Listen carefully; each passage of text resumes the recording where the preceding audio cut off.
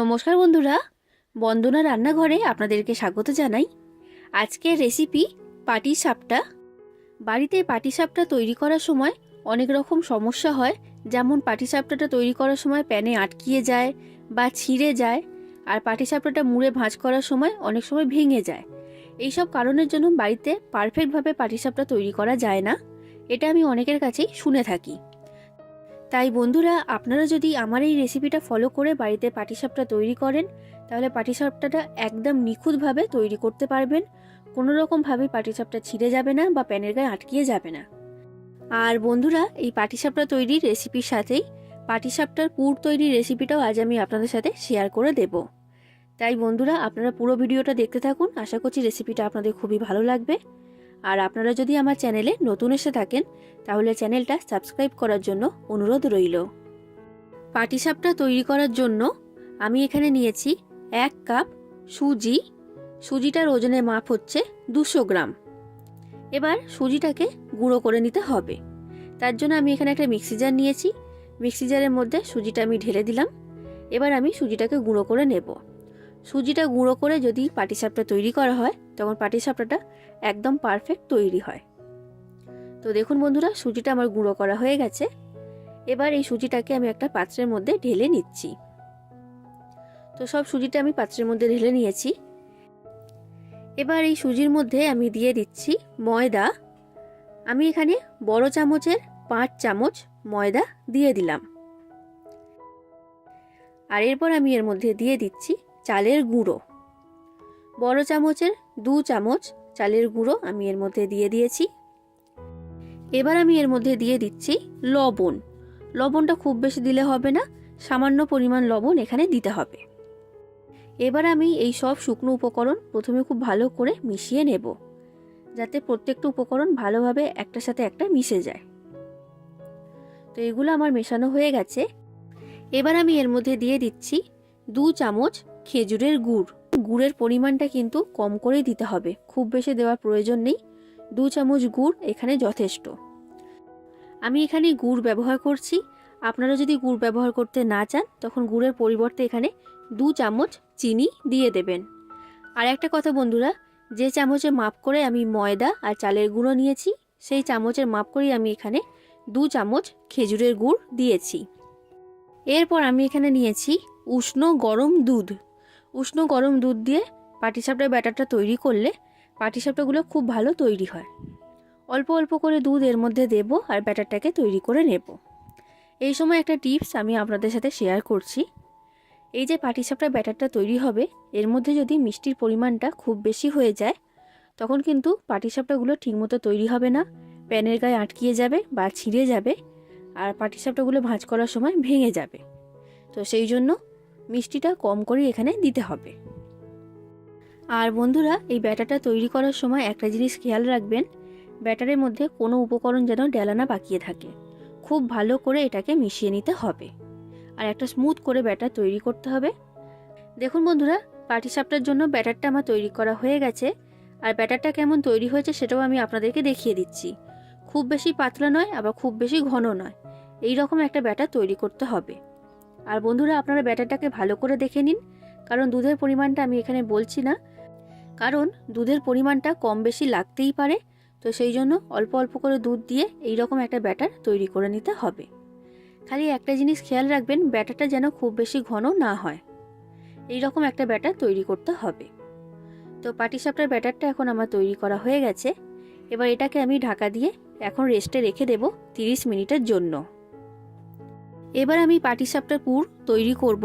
তার জন্য গ্যাসের মধ্যে একটা কড়া বসিয়ে দিয়েছি, আর কড়ার মধ্যে দিয়ে দিলাম 1 কাপ দুধ। দুধটার ওজনে মাপ হচ্ছে 250 ml।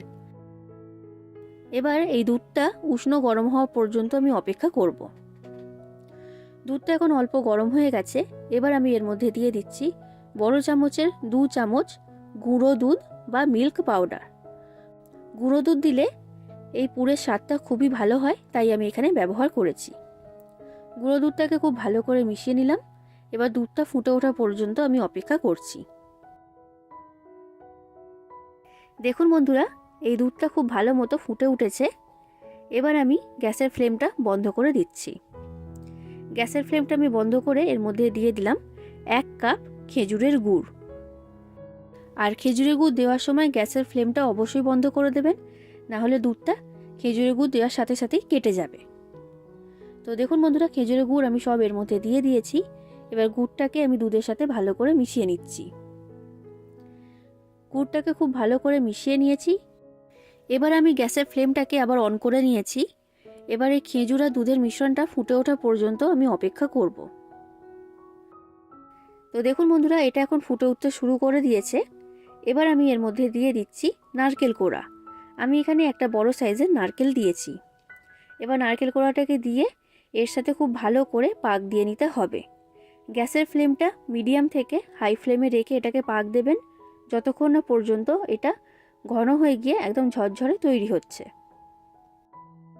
বন্ধুরা, রেসিপিটা যদি আপনাদের ভালো লাগে তাহলে অবশ্যই একটা লাইক করে দেবেন, যতটা সম্ভব ততটা শেয়ার করে দেবেন, আর কমেন্ট করে অবশ্যই জানাবেন রেসিপিটা আপনাদের কেমন লেগেছে। আর চ্যানেলে যদি আপনারা নতুন এসে থাকেন তাহলে চ্যানেলটাকে অবশ্যই সাবস্ক্রাইব করে দেবেন।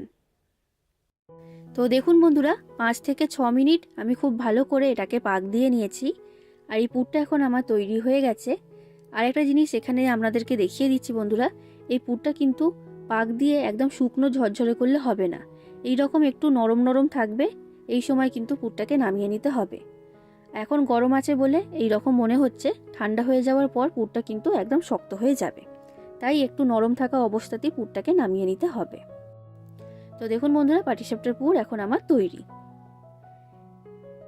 30 মিনিট হয়ে গেছে বন্ধুরা। পাটিসাপটার জন্য যে ব্যাটারটা আমি তৈরি করেছিলাম সেই ব্যাটারটা আমি নিয়ে নিয়েছি। আর ব্যাটারটা এখন আগের তুলনায় অনেকটাই ফুলে উঠেছে, কারণ এর মধ্যে আমি সুজি দিয়েছিলাম। আর ব্যাটারটা কেমন তৈরি হয়েছে সেটাও আমি আপনাদেরকে দেখিয়ে দিচ্ছি। তো দেখুন বন্ধুরা, এই রকম একটা ব্যাটার তৈরি করতে হবে। খুব বেশি পাতলা নয়, আবার খুব বেশি ঘনও নয়। ব্যাটারটা এখন কেমন তৈরি হয়েছে আশা করি দেখে বুঝতে পেরেছেন। এবার আমি পাটিসাপটাগুলো তৈরি করব। তার জন্য গ্যাসের মধ্যে একটা ফ্রাই প্যান গরম হতে বসিয়ে দিয়েছি। আর গ্যাসের ফ্লেমটা আমি লো ফ্লেমে রেখেছি। লো ফ্লেমে রেখেই পাটিসাপটাগুলো তৈরি করতে হবে। এবার এই ফ্রাই প্যানের মধ্যে আমি গাওয়া ঘি একটা ব্রাশের সাহায্যে লাগিয়ে দিচ্ছি। খুবই সামান্য পরিমাণ ঘি এর মধ্যে চারিদিকে লাগিয়ে দিতে হবে। তো গাওয়া ঘিটাকে আমি চারিদিকে ব্রাশ করে দিয়েছি।